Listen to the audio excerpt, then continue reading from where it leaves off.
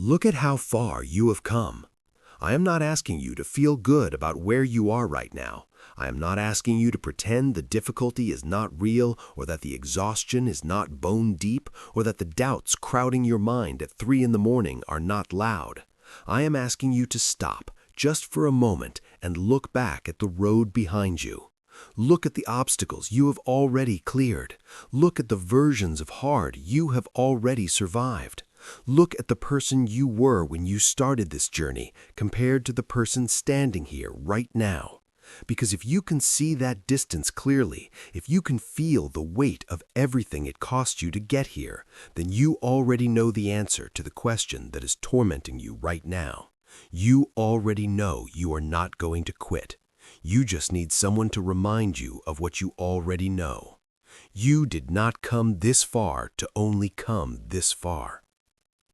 Welcome to Motivation Daily. Today we are talking about the most critical moment in any journey, the moment right before the breakthrough that most people mistake for the moment to stop. Think about what it took to get you here, not in the abstract, specifically. Think about the sacrifices you made that nobody saw, the sleep you gave up, the comfort you walked away from, the relationships that were tested by your ambition, the social events you skipped, the moments of doubt you pushed through alone in the dark when there was nobody to push you and nothing to keep you going except the decision you made to yourself, the private, sacred, non-negotiable decision that you were going to see this through. Think about the times you almost stopped and didn't, the times the voice said you cannot do this and you did it anyway, the times the numbers were not working and the plan was not landing and every rational signal was telling you to cut your losses and go back to comfortable, and you stayed. All of that is in you. All of that is behind you. All of that is already paid for, and quitting now does not erase that cost, it wastes it.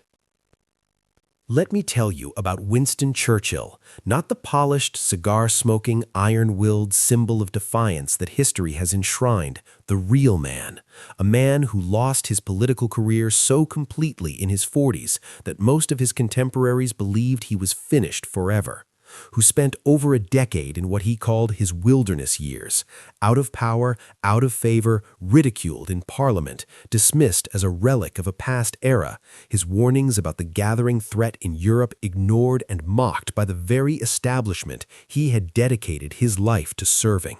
He was 60 years old. By every conventional measure, his story was over.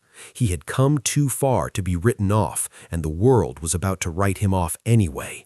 He did not quit. He kept writing. He kept speaking. He kept showing up in the room where the important conversations were happening, even when nobody wanted him in the room. And when the moment came, when the world finally needed exactly the combination of courage, stubbornness, historical knowledge, and unbreakable refusal to accept defeat that he had been building for 60 years, he was there. Not by luck, by endurance, by the decision made repeatedly across a decade of wilderness that he was not finished. The free world survived because one man refused to quit during the years when quitting would have been entirely understandable. Or think about someone whose name you will never know. A woman who worked in a warehouse for 11 years, loading packages onto trucks at 4 in the morning. 11 years of physical labor, of being underestimated, of watching people with less drive and less intelligence get promoted past her because they went to the right schools, or knew the right people, or simply looked more like the person the company imagined in a leadership role.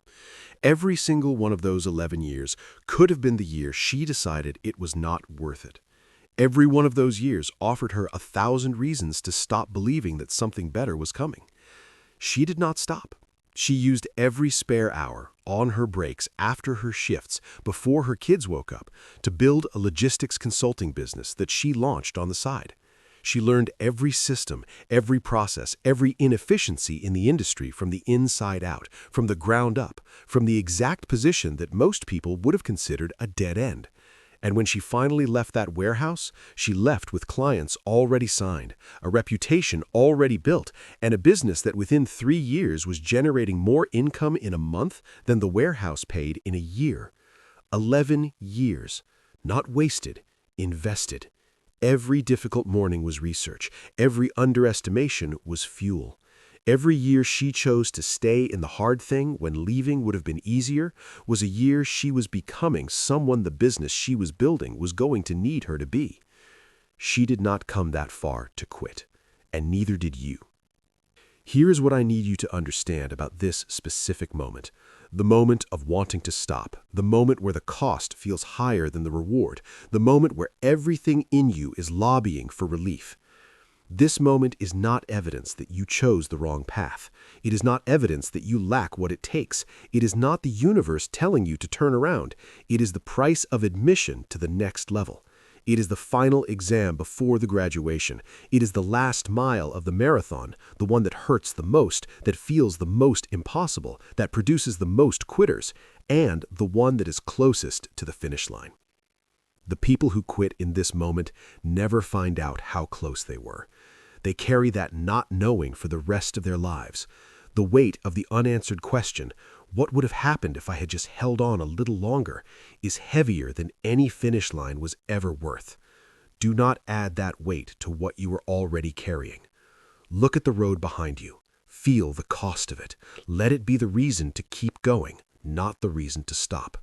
You did not survive everything that tried to stop you just to stop yourself. You did not pay this price to walk away before the return. You did not come this far to quit. Keep going. Right now.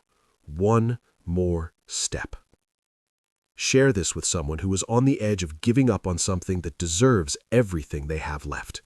Subscribe to Motivation Daily. We show up every day for the people who refuse to stop. Drop a comment and tell me, what is the hardest part of the journey you are currently refusing to quit on? Name it. That refusal is the most powerful thing about you right now. Let's go.